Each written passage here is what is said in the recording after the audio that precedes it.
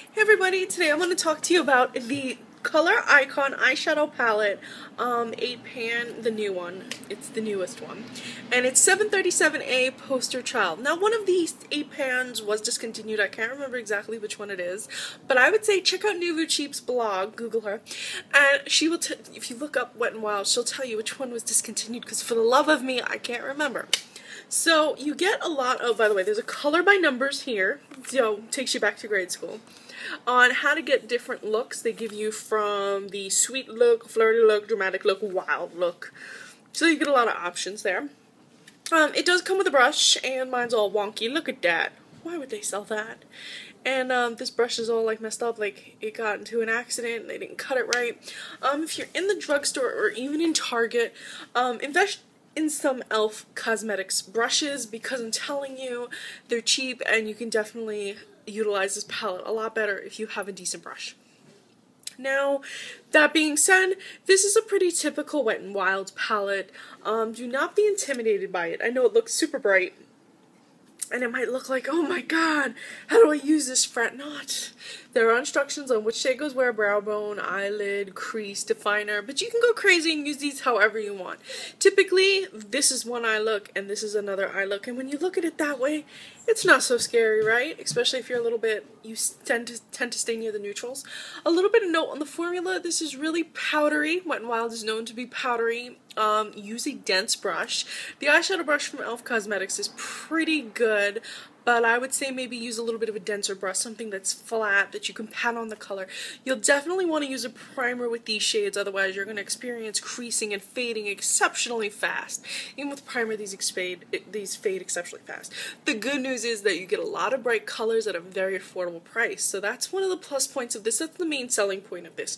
You're getting 8 shadows, bright shadows, you're getting a little how-to, and you're spending about $5. That's really not bad considering the pricier options out there. So I'm going to swatch this up for you, and I'm also going to show you some looks at the end to show you what you can do with this. The good thing is these 2 shades, they can work as liners as well if you dampen your brush or spray a little Fix Plus for MAC. And if you're short on cash, MAC has a Fix Plus for $10 and they're travel size, and their shipping is free.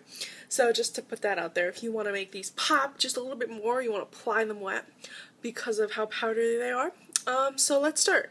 So the brow bone shade on the left is a pale baby pink. Very soft, but it's not too chalky, which I was happy about. The second shade is a little bit deeper, a little bit darker, more bubblegum. The crease shade is leaning red, so you have a reddish shade. As you can see, it's quite powdery. You're going to have fallout. And then the definer shade is like a grayed black. It's not your typical Wet n Wild black. It's definitely supposed to be gray. You don't want it to be too harsh. So as you can see, you can do a very feminine look with this palette. It's not meant to be too bright, but if you want it to be really bright, you have the hot pink, the yellow, the green, and the blue, so you can really do a pop, loud look, or you can just do a simple feminine look using these steps. I personally wouldn't use this light pink on my brow. I'd probably use that as the lid shade. The eyelid shade as the crease shade, and the crease shade as the outer V shade, and the definer shade as a liner. That's what I personally would do for a soft, feminine look. Now for the other side, let me just, let me dust my hand off. Let me clean it up because I'm running out of room. I should have swatched more responsibly, but I did not, so let me just clean this up. Okay, so I got what I could off my hand. The gray left a little bit of a stain. Oh, look at this. I went to swatch it and it's just crumbling beneath my hands. But the yellow is definitely a decently pigmented yellow. This is not the yellow that you used to see in drugstores. I remember when I first started getting back into makeup really big, it was like 2006, and no, it was even before that. It was like maybe like 99 actually. No, it was 99, and I looked at my mother and I said, I want a bright yellow eyeshadow, and she said they don't have that. They had that in the 80s. They don't have it anymore. I looked again in 2006 and I bought one from CoverGirl and it was terrible. This was the yellow that I was looking for, and I would have loved to see it in the drugstore, and I'm glad to see it now. I just wish it wasn't so powdery. Then we have the eyelid shade, which is a beautiful green. I think that this is the highlight of the entire palette. It is so pretty. Then we have a medium blue. And then we have the definer shade, which is also a winner.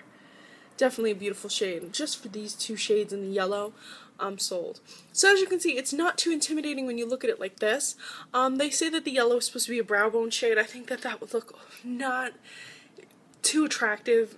I would say maybe use the yellow as a lid shade, and then maybe use this beautiful like Tiffany bluish green shade as your crease shade, and then maybe use the crease shade to define the outer V, and the definer as your liner, or you can use the definer, put that on your lid, blend it up to this crease shade, and then maybe underneath the eye do a pop of this Tiffany or a pop of yellow.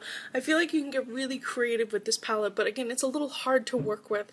You definitely need a primer. It's definitely powdery.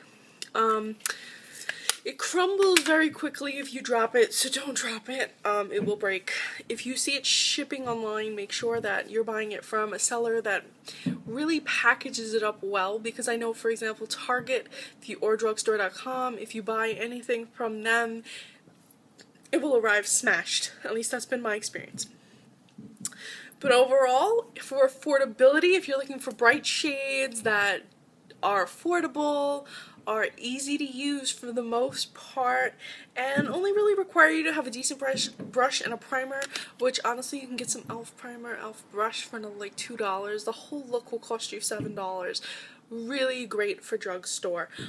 Again, not my favorite, and definitely I like that Wet n Wild has stepped outside of the box and brought us this product, considering that their recent palettes have been like their other 8-pan palettes were kind of nude.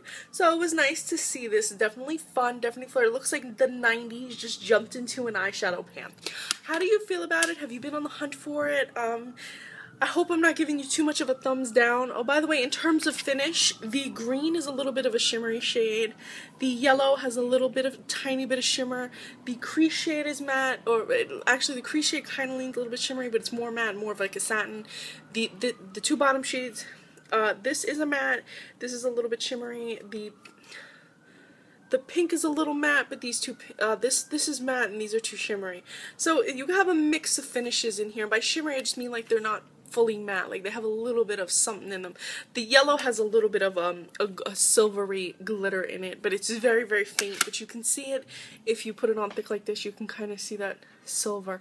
Maybe you'll see it in the picture swatches. Anyway, thank you so much for watching. Please follow me on Instagram and let me know what you think about this palette. Are you picking it up? Are you passing on it? Is it a hit or a miss to you? Let me know what you think.